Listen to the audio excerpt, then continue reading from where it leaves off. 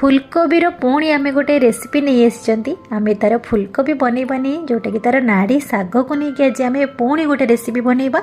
किछि दिन पूर्व मुझे फुलकोबी नाड़ी शागर गोटे part 1 part 2 recipe video post करी जोटा कि पार्ट 1 वीडियोटा को समस्ते बेसी पसंद कर बहुत सारा भल पाइबा देइचंदी और बहुत सपोर्ट भी मते करिसेंती।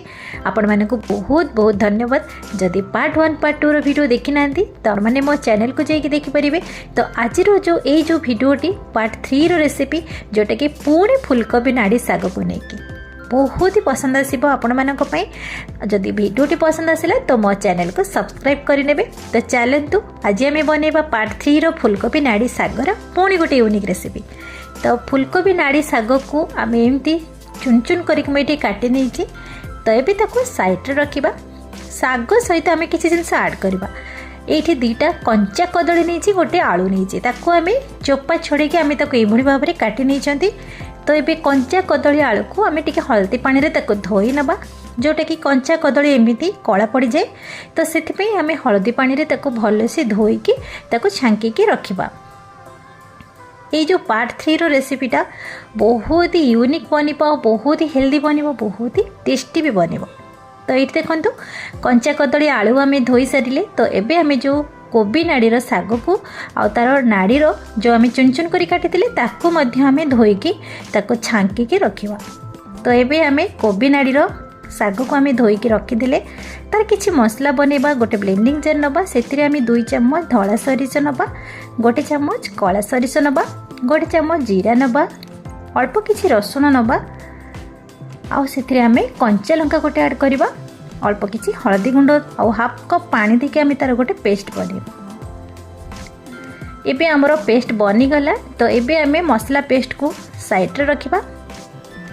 ये मु गोटे कढ़ई नहीं कढ़ई गरम हो जाए आम 2 ରୁ 3 चम्मच सोरिष तेल दबा से 5 फुटण गोटे चम्मच गोटे सुखिला लंका तापर गोटे पियाज को मुझे छोट छोट पीसेस रे काटी।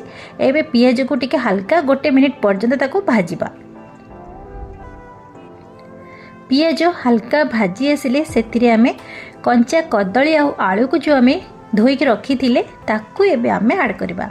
धोईकी रखि कंचा कदली आलू से ऐड करवा से स्वाद अनुसार 1 चम्मच लुण अल्प किसी हलदी गुंड और अल्प किसी लंका गुंड जेहेतु मसलार कंचा लंका गोटे बटा है से अनुसार आप जी राग खाइबे से अनुसार लंका गुंड ने।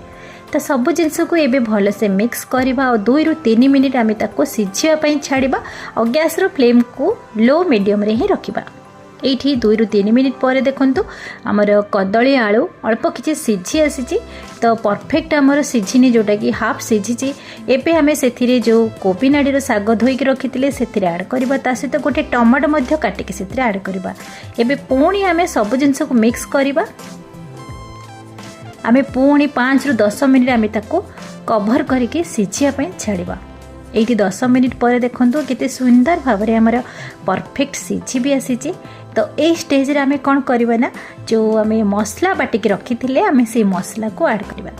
मसला ऐड कर सारा पर आम से 1 कप पानी ऐड करवा जेहेतु आम टे सिझापी छाड़ा जेहेतु जमी तरकारी पोड़ी न जाए। तो आम 1 कप पानी देके आम भल से पुणी मिक्स करवा। मिक्स कर सारा पर आम पुणी 5 मिनिट कभर करवा सिझापी।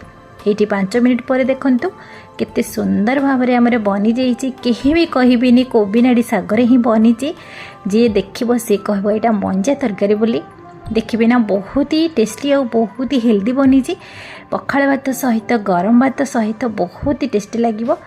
तो ये स्टेज रे आउ आपण किछि भी से ऐड करेंगे। एबे आमर गैस को बंद करवा। ये एमती सुखिला सुखिला ही बनइबे देखिए बहुत ही टेस्टी लगे।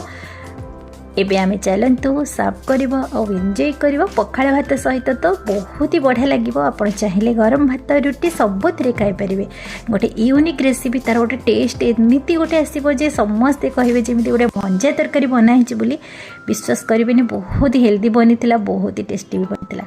एमती लगे पार्ट 3 कोबी नाड़ी शागर रेसिपी। जदि आपण मानक ई पार्ट 3 रेसिपी जदि आपण मानक पसंद आसी तो बिंदुरोसई चैनल को सब्सक्राइब करें आउ पाखरे बेल आइकन को प्रेस करें।